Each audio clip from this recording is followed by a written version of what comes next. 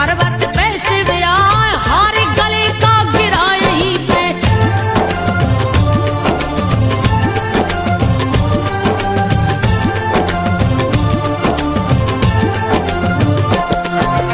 हार गले का गिरा यहीं पे, तब से मैहर धाम का साबिल सूरत नैन बिसारा। मूरत देख के मनवा मोहाय, नाक में नथनी कान में कुंडल, गले पे जंती माला सुहाय, मोती जड़ा मुकुट है साजे। हंसा पे आसन है लगाए, 64 जोगिन चवर डुलावे। सारा जग पूजे सिरना, यही कथा है बहुत पुरानी। कथा को सुनिए ध्यान लगाए, दुर्जन सिंह थे मैहर के राजा।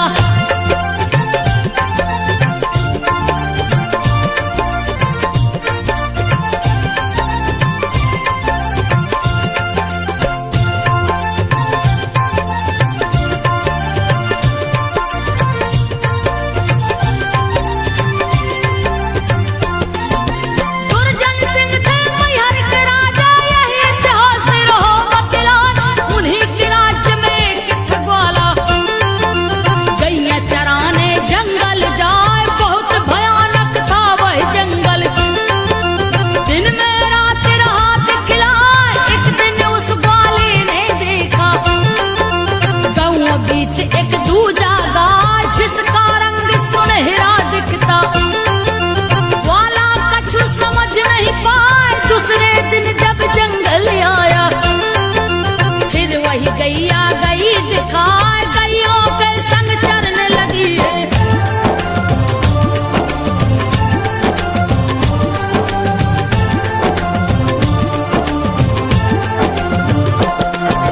गैयों के संग चरने लगी है, ग्वाला देख विचार बनाए, पता लगा के आज रहूंगा, मालिक से इसके मिलूंगा जाए,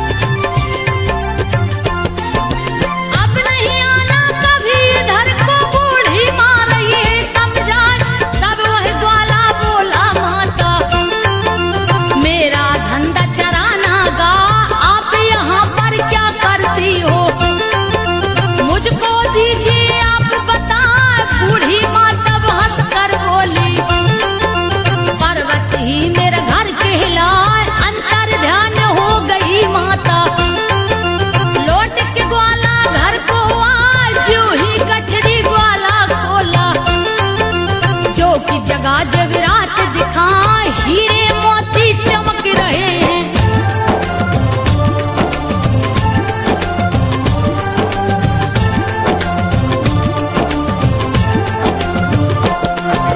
हीरे मोती चमक रहे थे, ग्वाला देख गया घबरा, मन में सोचा सुबह होते ही राजा साहब को दूं बतला के दूंगा मैं सारी कहानी। होत सुबह को ग्वाला जाए, जा पहुंचा है राजमहल में, दिया है सारा हाल सुना उस ग्वाले की सुन के कहानी। राजा महल में सोने को जाए, रात में उनको सपना आया, बुढ़िया माँ वही गई दिखा जैसे कि ग्वाला ने बतलाया।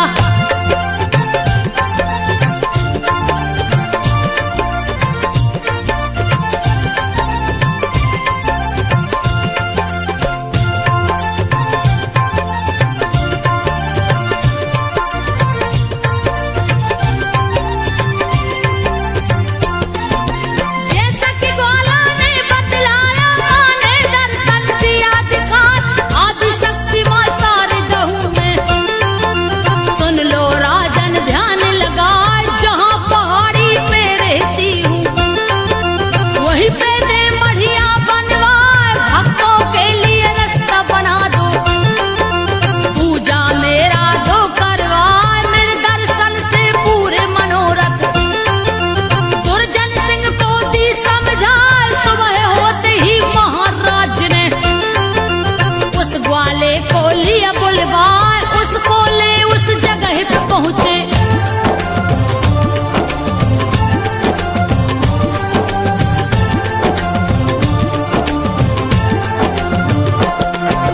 उसको ले उस जगह पे पहुंचे जहाँ पे सिला रही दिखलाए। राजा ने जब जगह को देखा, उसका रास्ता रहे बनवाए, लगे हैं लोग बनाने रास्ता।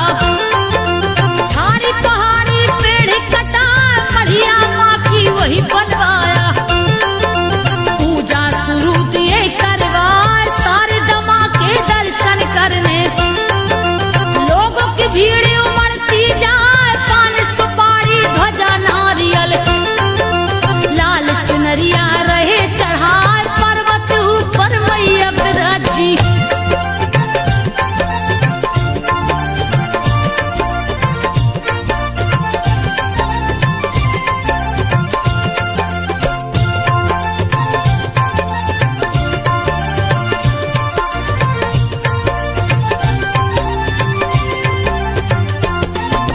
पर्वत ऊपर मैया विराजी, जंगल चारों ओर दिखाए, आल्हा तलैया आल्हा अखाड़ा, आल्हा जहाँ रियाज को आए, परम भक्त था माँ शारद का, पूजे रोज चरण सिरना, एक दिन की है बात तो सुनिए। आल्हा सोया पलंग पे जाए, सपने में आई माई शारदा, आल्हा देख गया चकराए, नींद से आल्हा जब जगा है, सारे दमा को सामने पाए, आल्हा से माँ शारदा बोली।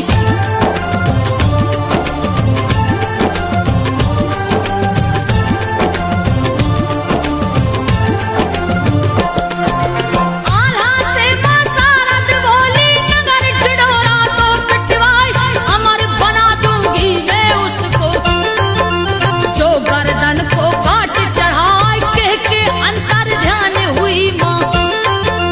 सुबह में आल्हा सबको बताए, बात सुना है सभी वीरों ने, बलि देने को बहुतों आए, बारी बारी तेगा उठाते, कोई गर्दन को काट न पाए, गिर पड़ता तलवार हाथ से। सबकी भक्ति गई दिखा, गढ़ मोहवे का वीर बना पर।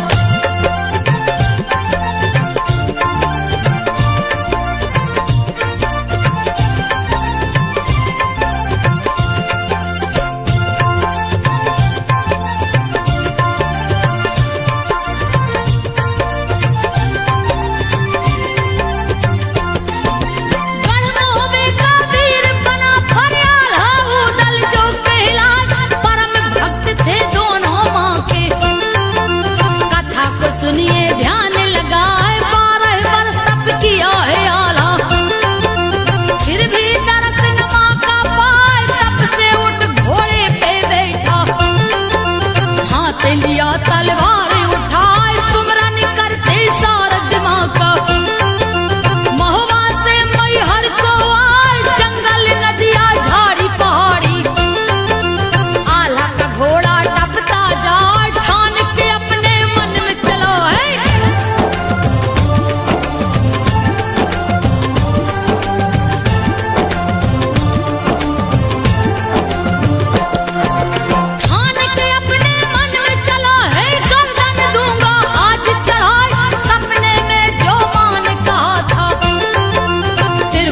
पर्वत दिए निराय माँ शारद के दर पे पहुंचा।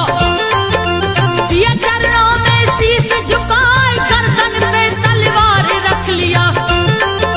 धड़ से शीश दिया है उड़ाए, एक हाथ में शीश पकड़ के। दिया चरणों में भेंट चढ़ाए, देख आल्हा की भक्ति मैया। मन ही मन में रही मुस्कान, प्रकट हो गई शारदा माता।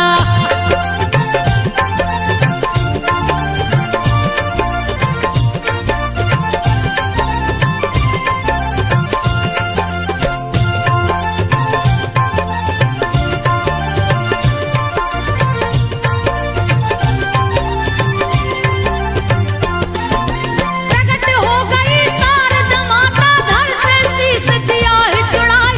अमर किया आल्हा को मैया। आल्हा माँ शीश झुका, जो चाहे वर मांगिल बेटा।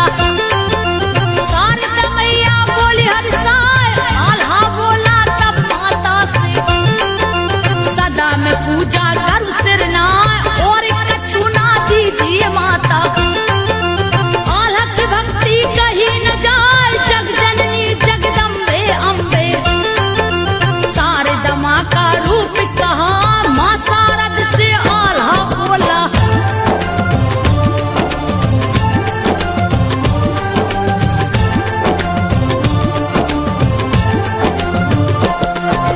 शारदा माँ से आल्हा बोला, सदा ही रहना मुझ पर सहाय, नित्य प्रति मुझे दर्शन देना। तू जी कछु भी इच्छा ना, एवं मस्तक है शारदा माता। आल्हा को वर दे कर जाए, मैया से वर पाके आल्हा। खुशी से फूले नहीं समाए, कोई रण ना आल्हा हारे।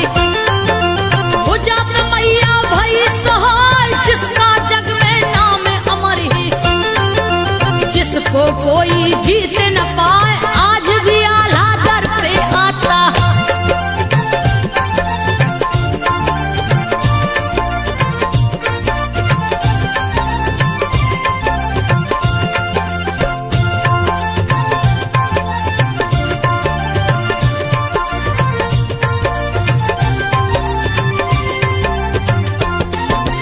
आज भी आल्हा दर पे आता, पहला फूल वो देता चढ़ाए।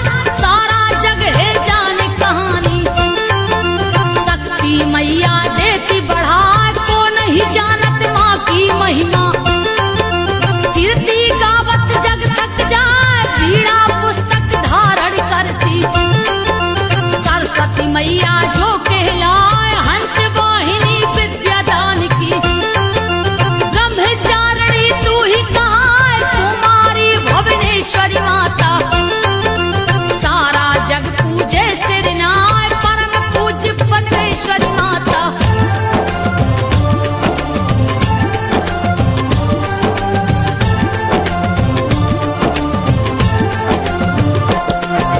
परम पूज्य परमेश्वरी माता, नाम के सुमरत दुख मिट जाए।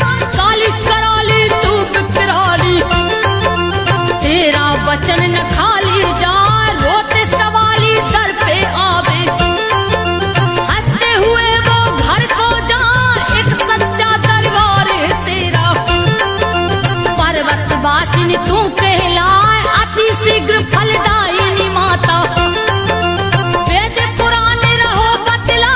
वह दौलत दुनिया का पाता, जिसका स्वर माँ देती सजाए। मैहर वाली शारदा मैया।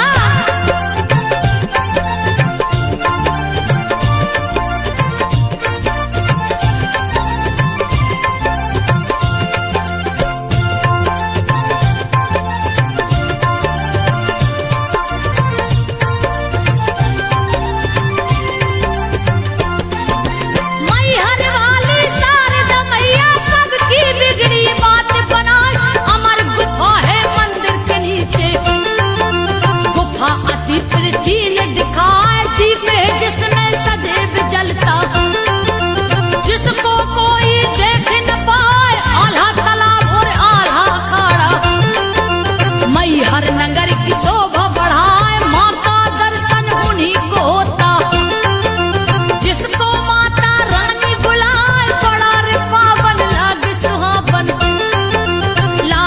ध्वजा है गगन लहरा, चलो रे भक्तों मैहर नगरी।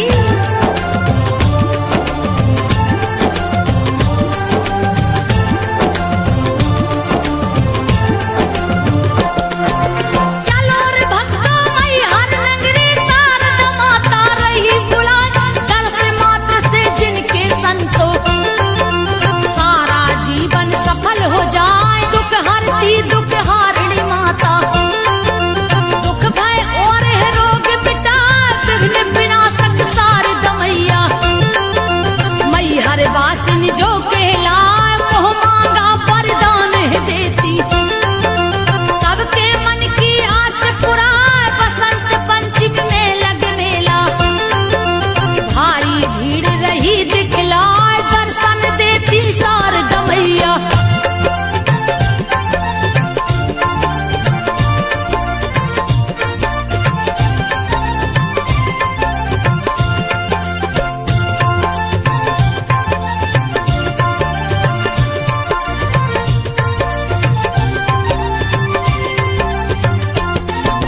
दर्शन देती शारदा मैया, कितने भक्त लिए अजमाए। आल्हा उदल मछला इंदल, सबको मैया गई दिखाए। इसकी महिमा कौन बखाने, जिनके हाथों जग है रचाए। सती के संग जहाँ शिव है विराजे, सिद्ध शक्ति पीठ धाम कहा है। बाई और शारद मैया के, नरसिंह भगवान रहे दिखाए, जहाँ विराजे माँ जगदम्बे। चलो रे भक्तों दर्शन पाए, सब कुछ देती शारदा माता।